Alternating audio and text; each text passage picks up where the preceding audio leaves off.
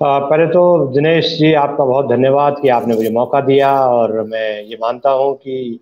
ये जो बहस और जो चर्चा आपने शुरू की है ये बहुत महत्वपूर्ण है। इस कारण महत्वपूर्ण है कि देश के जो पूरी आवाम है, देश के जो डेमोक्रेसी है, लोकतंत्र है, एक संविधान है, वो सारे संविधान और ये जो बेसिकली बुनियादी तौर पर जो संसद और विधानसभाओं में पहुंचते हैं, उनको हम एक एक सम्मान की भाषा में लॉ मेकर बोलते हैं। लॉ मेकर का मतलब ये होता है कि जो कानून बनाते हैं और देश में जो देश की जो वक्त वक्त पर देश की समस्याओं का समाधान के लिए और देश की जरूरतों के लिए, देश की बदलते वक्त की रफ्तार के साथ साथ जो देश को जरूरत है, और जो कानून है, इस तरह के कानून जो आउटडेटेड हो गए हैं, वो निष्प्रभावी हो गए हैं, तो उनको अलग करना और कुछ समय की तब्दीली जो डिमांड कर रही है, समय की मांग जिस तरह से हो रही है, उस तरह से हम कानून बनाते हैं। और राज्यसभा क्योंकि उच्च सदन कहा जाता है, तो ऐसा सामान्य परंपरा थी। और जो हमारे जो विद्वान थे, जो संविधान निर्माता थे, तो राज्यसभा जो सदन था, जो उच्च सदन जिसको कहा जाता है, उसके गठन के पीछे यही एक बड़ा भारी तर्क था और एक बड़ी भारी उनकी विद्वता का जो एक निचोड़ था कि वो ये था कि अगर जो हमारा जो निचला सदन है, जिसको लोकसभा कहते हैं, वहां से कोई अगर बिल ऐसा पास हो जाए जिसमें कुछ खामियां रह जाएं, तो एक किस्म से ये एक छलनी का काम, राज्यसभा एक छलनी का काम करता था। और उनमें कोई रेक्टिफिकेशन करना, उसको कोई दूसरी जो संसदीय समितियां हैं उनको भेजने के साथ साथ राज्यसभा में, क्योंकि विभिन्न क्षेत्रों के कानून विद हुए, जुडिशरी से और दुनिया के जो समाज के विभिन्न क्षेत्र है, यहाँ तक कि पत्रकारिता से लोग आते थे और उनकी बहुत गहरी रुचियां होती थी। क्योंकि ये माना जाता है कि लोकसभा में तो जनता चुन करके भेजती है, वोट डालने के लिए वोट पॉलिटिक्स होती है, और जो वहां चुन करके आते हैं वो उनको जनता के बीच जाकर के वोट मांगने पड़ते हैं। तो इतना गहरा चिंतन कानूनों के बारे में उनका वो नहीं निकाल पाते, क्योंकि वो तो जनता से चुन करके आए, तो उनको वक्त नहीं होता पढ़ाई का, लिखाई का। तो उच्च सदन में इन सारी चीजों पर जो विद्वान विभिन्न क्षेत्रों से आए हैं, तो वो चर्चा करते थे। अब ये जो डेटोरेशन हुआ है, ये डेटोरेशन हमारी जो पूरी एकदम जो आप चर्चा कर रहे हैं, और हालिया जो जिस तरह से खरीद फरोख्त राज्यसभा के चुनाव में सारे पार्टियों में हो रही है, मैं किसी एक पार्टी का नाम नहीं ले रहा हूँ, और ये जो संसदीय मूल्यों में, संसदीय राजनीति में, संसदीय परंपराओं में जो गिरावट आई है, उसके लिए मैं सारे राजनीतिक पार्टियों को एक तरफ से लेकर के दूसरी तरफ कुछ पार्टियों को छोड़ के मैं दोषी मानूंगा। क्योंकि ये जो तमाशा चल रहा है भारत की राजनीति में, औद्योगिक घरानों को उपकृत करने के लिए, पूंजीपति घरानों को उपकृत करने के लिए, और ऐसे वेस्टेड इंटरेस्ट जो वो जिसको कहते हैं, जो पॉलिटिक्स में या राजनीतिक पार्टियों के लिए व्हीलर डीलर का काम कर सकते हैं, खासतौर पर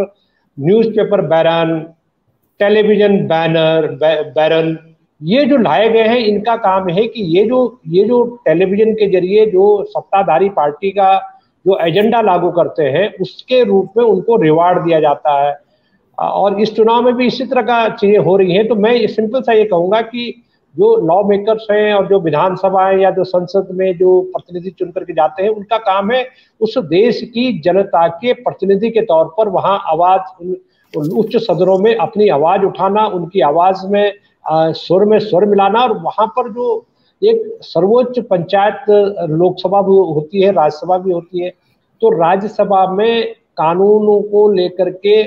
कुछ इनपुट्स देना और बहस करना, चर्चा करना, और आम जनता के जुड़े हुए जो मुद्दे हैं उनको देश के राष्ट्रीय पटल पर बढ़ाना। लेकिन अब ये हो गया है कि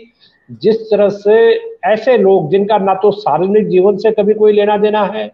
ना उनको राष्ट्र की, देश की जो चिंता है उससे उनका कोई लेना देना है, ना कोई सामाजिक सरोकारों से उनका कोई लेना देना है। उनका अगर कुछ लेना देना रहा है तो वो पूंजी को कैसे मैनेज करना है,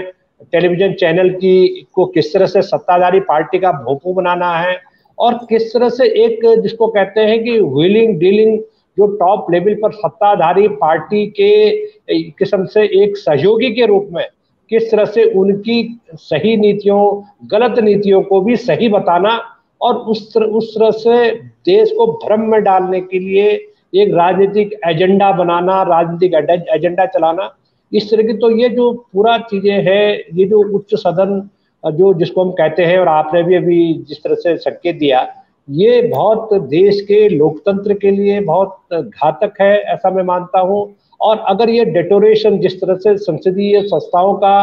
जो गिरावट हो रही है, ये गिरावट अगर संसदीय संस्थाओं से अगर गिरावट शुरू होगी तो आप ये समझ सकते हैं कि राज्यों में जहां विधान परिषदें हैं, संसदीय विधानसभाएं हैं, वहां पब्लिक लाइफ के बारे में और पब्लिक लाइफ में किस तरह से एक एग्जाम्पल पेश करना चाहिए। एक भयावह तस्वीर हम देख सकते हैं, एक डरावनी तस्वीर हमें दिखाई देती है। और इससे मैं ये मानता हूं कि ये अब जिम्मेदारी एक देश के इंटेलिजेंसिया की है। वो लोग जो देश के संविधान को बचाने की चिंता करते हैं, वो देश के संविधान के जो वैल्यूज हैं उसके अनुसार देश चल रहा है कि नहीं चल रहा है, अगर उसको लेकर के कोई चिंता अगर देश के संविधान निर्माताओं को करनी चाहिए, तो ये जो इंटेलिजेंसिया है और हम लोग हैं, आप लोग हैं, मुझे लग रहा है कि इस तरह की चर्चाओं को तेज करना चाहिए, बढ़ाना चाहिए, ताकि देश में एक ऐसा संदेश जाए कि तस्वीर क्या पहलू, तस्वीर के पीछे भी कोई और चीज है, और बातें हैं जो इस देश के डेमोक्रेसी और लोकतंत्र के लिए बहुत जरूरी है। और देश, मैं अभी भी मानता हूं कि देश संविधान से चलेगा। संविधान अगर आपने बदलना है तो पहले संविधान बदल दीजिए, उसके बाद लोग तय करेंगे कि कहाँ जाना है उनको, कहाँ नहीं जाना है। तो ये जो चीजें हो रही हैं, जो अवमूल्यन हो रहा है, जो गिरावट हो रही है, जो डिवैल्यूएशन हो रहा है, ये डिवैल्यूएशन अगर राज्यसभा के चुनाव से जो हम देख रहे हैं किस तरह के लोग आ रहे हैं, और राजनीतिक पार्टियां, सभी पार्टियां किस तरह के लोगों को चयन कर रही हैं, वो एक भयावह तस्वीर, एक भयानक तस्वीर हम लोगों को दिखाई दे रही है।